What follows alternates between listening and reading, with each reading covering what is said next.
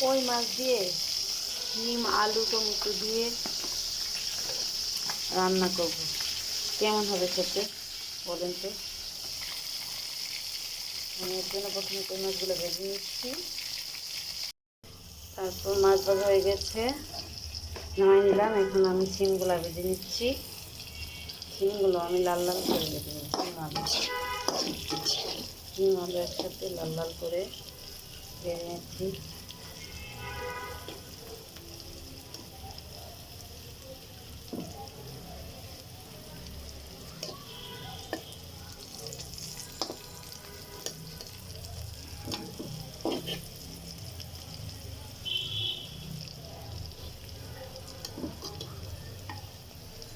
তো আমার সিমগুলো ভাজা হয়ে গেছে।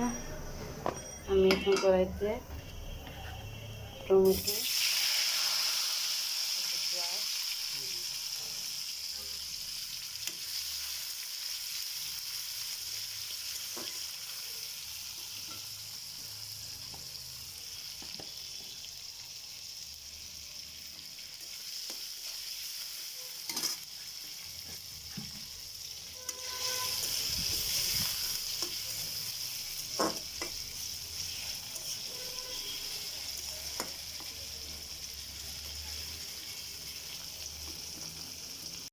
একটা ভাজা হয়ে গেছে। আমি দিয়ে দিলাম আদা বাটা, রসুন বাটা।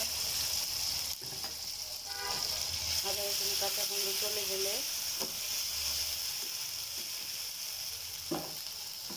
দিয়ে দিলাম একটু পানি।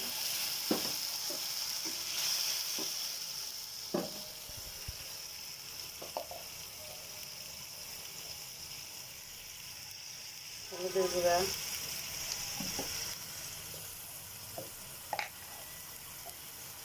মরিচের গুঁড়া,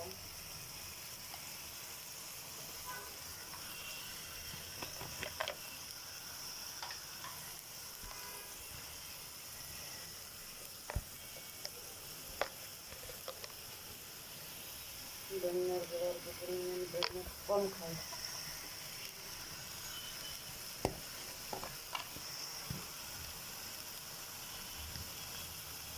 ভাজা জিরা দিয়ে সামান্য।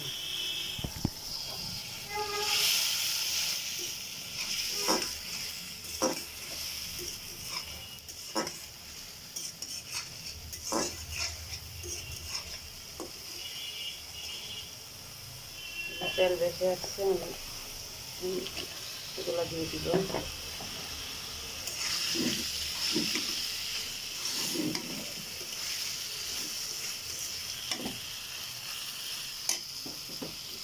জল দিয়ে রেখে দিব।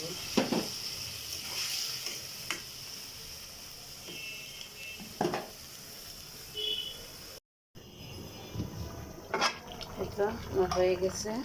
এখন আমি প্রথমে ধনিয়া পাতা দিয়ে নামাই নিব। তুলাটা একটু কমাই দিব, দিলে এখন উপরে তেল বেশি উঠবে। এইটা শীতের দুপুরে এই তরকারিগুলো খুব ভালো লাগে, মজা লাগে। মানে এখন ফ্রেশ ফ্রেশ সিম পাওয়া যাচ্ছে বাজারে। আল্লাহ যেহেতু দামেও কম, খেতেও খুব মজা লাগে। এই তো হয়ে গেছে। আমি কতক্ষণ দমে রেখে নামিয়ে নিব।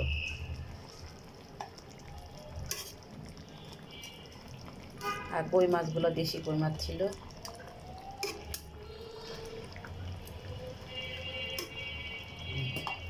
তো হয়ে গেছে আমার।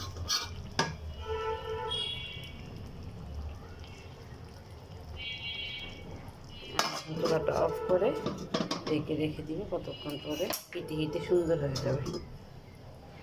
এই তো আমার সিম আলুর তরকারি শেষ। সবাই ভালো থাকবেন। আল্লাহ হাফেজ।